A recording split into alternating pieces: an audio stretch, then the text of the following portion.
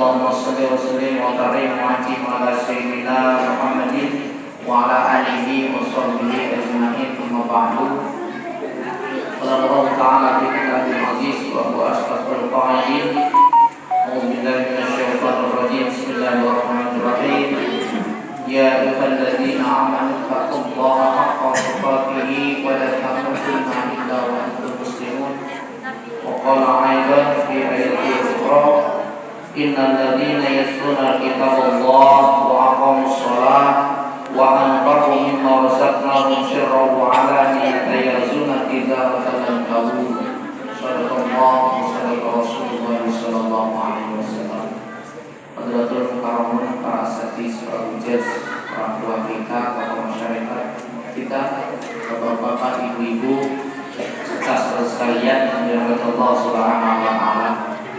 Puji syukur Allah Subhanahu wa taala pada kesempatan malam hari ini, alhamdulillah kita bisa melangkahkan kedua belah kaki kita dalam rangka menunaikan kewajiban kita melaksanakan sholat isya berjamaah, kemudian dilanjutkan dengan sholat sunnah tarawih.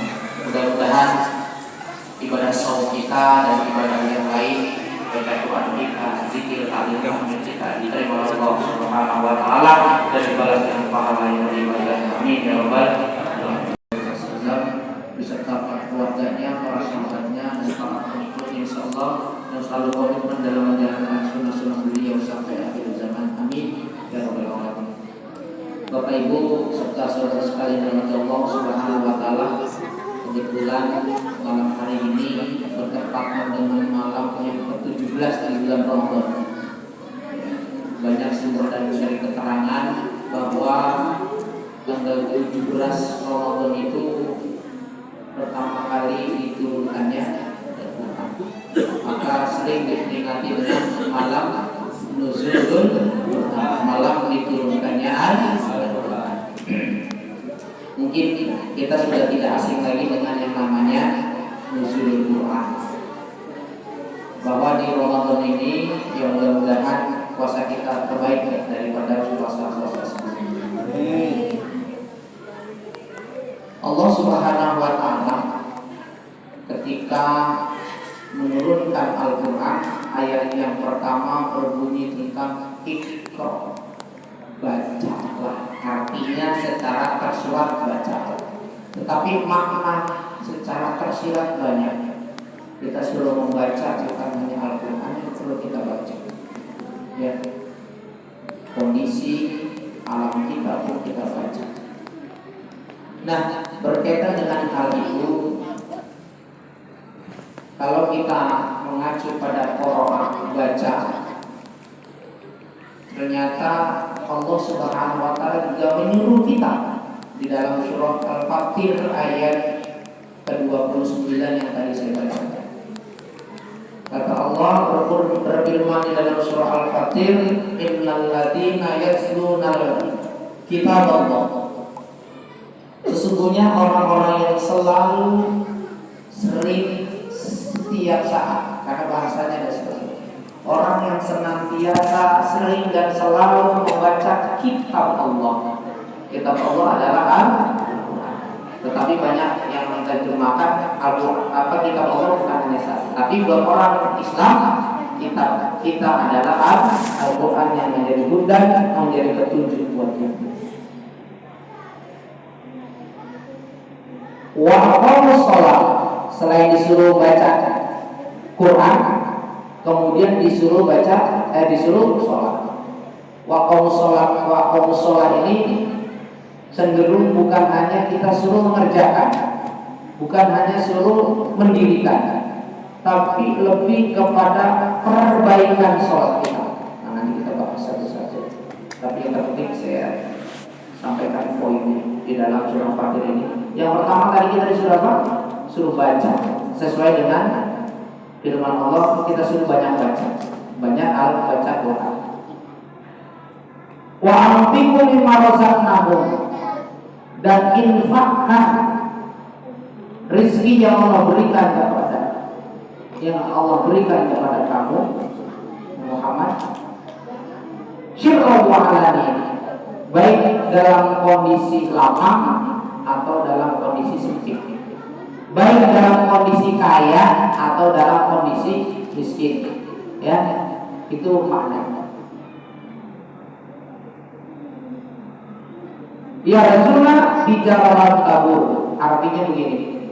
Kalau 3 hal ini kita lakukan, yang pertama baca kitab, artinya baca Quran. Yang kedua memperbaiki sholat kita. Yang ketiga menginfakkan rezeki kita yang Allah berikan kepada kita, baik di kala kita sempit atau di kala lapang. Bicara tabur, kata Allah, engkau sama saja berbisnis denganku yang tidak akan pernah rugi. Ya, berbisnis, bicara itu kan jual beli, berbisnis. Ya, artinya perdagangan tidak akan pernah rugi kalau itu kita lakukan. Lalu 3 hal itu kita lakukan, kata Allah, kamu gak bakal rugi.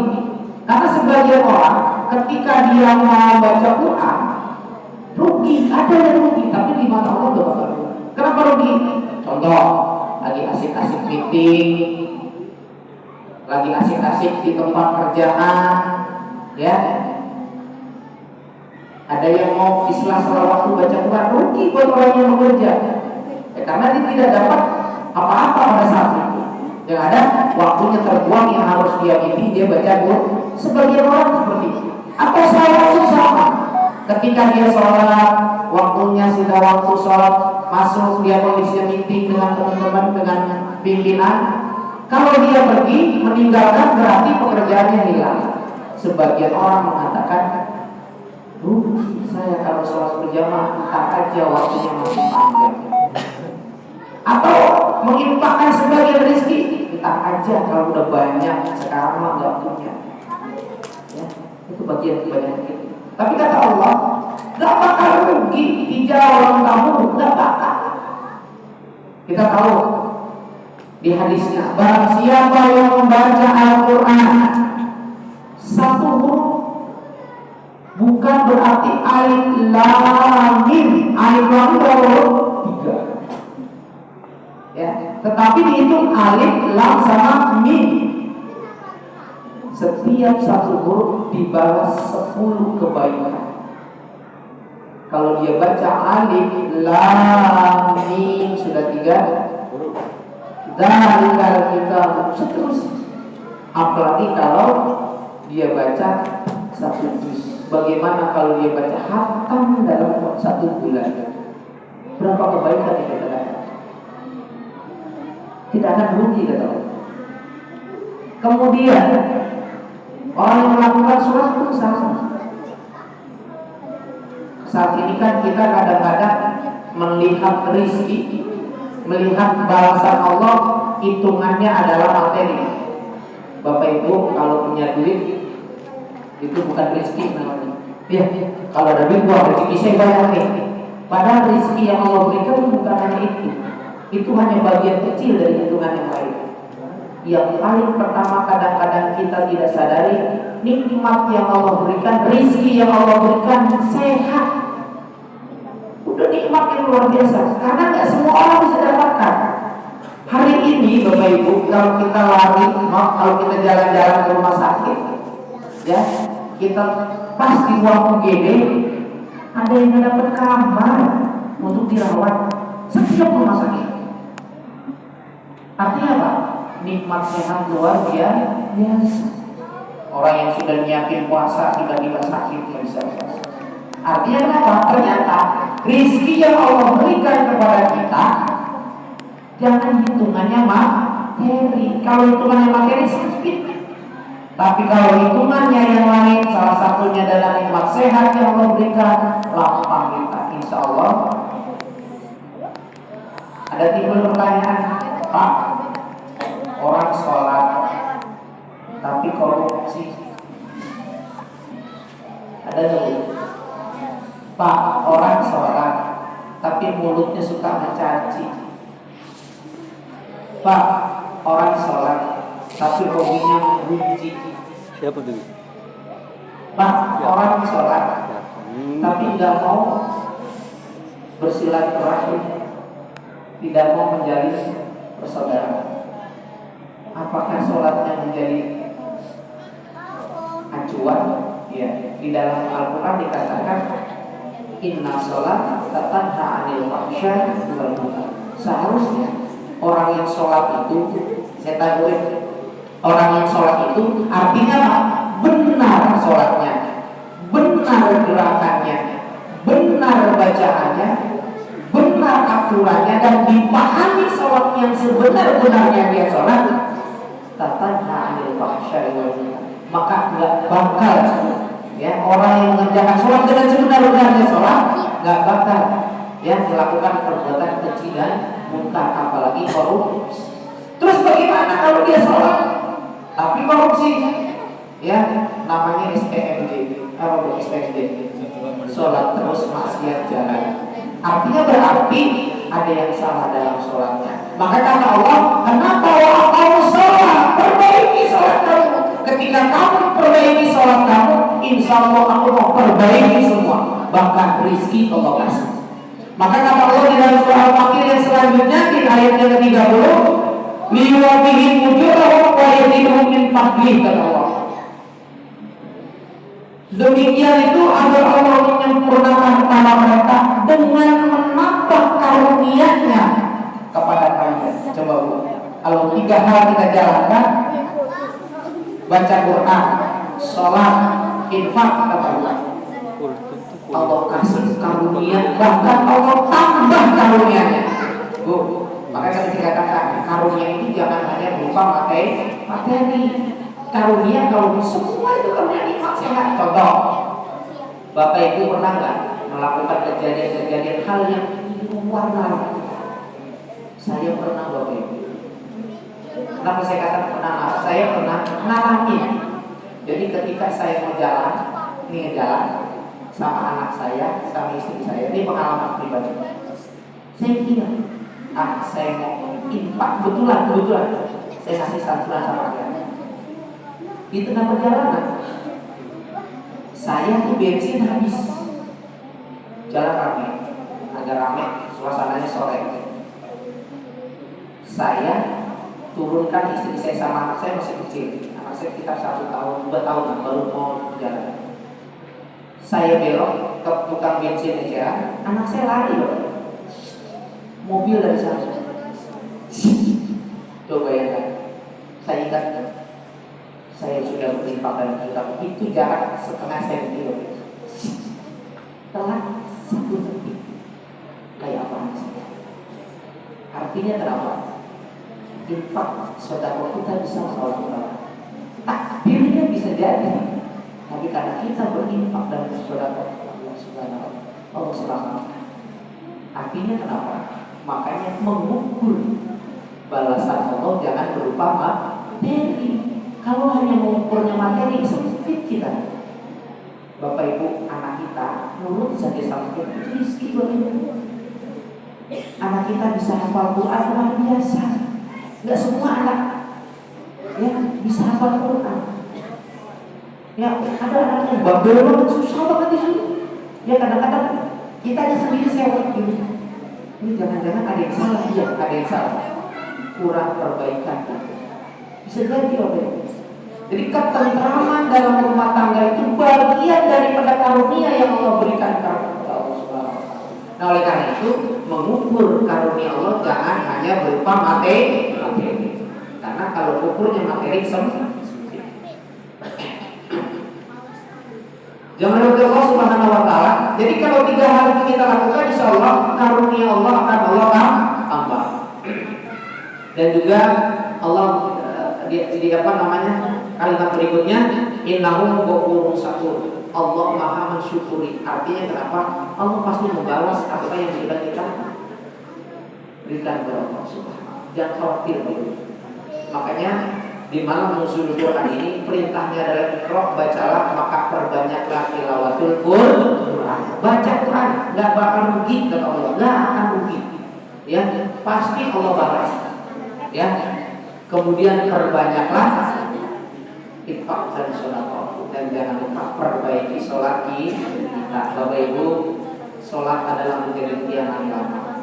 Jangan hanya sebatas kita sholat. Ayo kita mulai tidak menafsik dari diri kita. Kita perbaiki bacaannya, kita pahami bacaannya. Karena sebagian kita bisa jadi hari ini dia sholat, pikirannya masih ada di kampung. Hari ini sholat, pikirannya masih tentang kerjaan. Hari ini sholat, masih berpikir tentang keluar. Makanya saya sering dengar nasihat Adi Hidayat, kalau kamu untuk memperbaiki hidup kamu, perbaikilah sholat. Yuk kita perbaiki sholat, ya, lebih khusyuk lagi, lebih kita maknai lagi gerakannya. Karena sebagian orang banyak sekali menjelaskan bagaimana gerakan-gerakan itu berpengaruh baik terhadap kesehatan dan lain sebagainya. Nah, oleh karena itu minimal Bapak Ibu, gerakannya, bacaannya bisa kita tadabbur, ya. Maka saya kadang-kadang kalau suka lihat Adi Hidayat ceramah itu ada hadis bukan bertentangan. Ada hadis di dalam sholat itu suruh nggak boleh duluin tangan, yang dulu kaki. Ada satu hadis. Satu hadis lagi di lain riwayat yang harus tangan dulu, baru kemudian kaki. Makanya Bapak Ibu kalau lihat orang sholat ada nggak yang mau sujud kakinya duluan? Ada yang boleh tangannya duluan? Ada. Ya, itu dua-duanya hadis ada. Tetapi Bapak Ibu kita jangan khawatir, ulama kita sudah mengatakan bahwa boleh dua itu boleh. Karena kenapa? Karena sebagian hadis dilihat waktunya. Waktu Rasulullah SAW usianya masih 40, ya, masih sedang fitnya, dia ketika sujud pakai kaki dulu. Karena kenapa? Karena usianya sudah usianya masih fit. Ketika usianya sudah di atas 50, Bapak Ibu terasa kalau kaki dulu, maka biasanya tangan. Ya, artinya kenapa gerakan ini tidak bertentangan, ya, tapi kondisi hadisnya mungkin agak berbeda, ya, karena orang sahabat Rasulullah yang melihat Rasulullah saat masih muda berbeda dengan orang yang melihat Rasulullah sudah mulai tua. Bapak Ibu, ini alhamdulillah Bapak kita 65 tahun masih luar biasa, masih sehat, ya, mudah-mudahan Allah memberi kesehatan, ya, tokoh kita, ya, mudah-mudahan, ya, udah pensiun pulang, tapi masih rajin ke masjid kita. Mudah-mudahan doakan orang tua kita memberi kesehatan. Amin.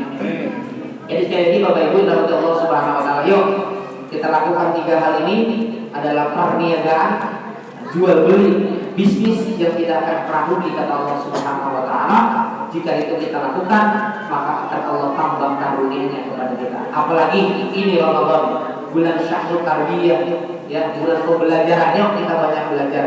Kita banyak baca Quran, kita pelajari juga, ya. Kemudian kita perbanyak sholat kita, ya. Kita perbaiki sholat kita. Sholat jangan hanya yang wajib saja, nambah dengan yang lain seperti rawatibnya, yang lainnya, ya, atau sholat malamnya, sholat hajatnya tambah, sholat duhanya tambah sekarang. Karena Ramadan ini akan dilipat gandakan pada kita Allah Subhanahu Wa Taala. Tetapi ingat, mudah-mudahan Ramadan ini menjadi pembelajaran dan tahun yang akan datang kita lebih tingkatkan lagi ibadah kita kepada Allah Subhanahu Wa Taala. Dan kita berharap mudah-mudahan Allah Subhanahu Wa Taala selalu berikan kesehatan kepada kita, panjangkan umur kita, dan mudah-mudahan Ramadan ini Ramadan yang terbaik daripada Ramadan yang sebelumnya. Itu yang dapat saya sampaikan.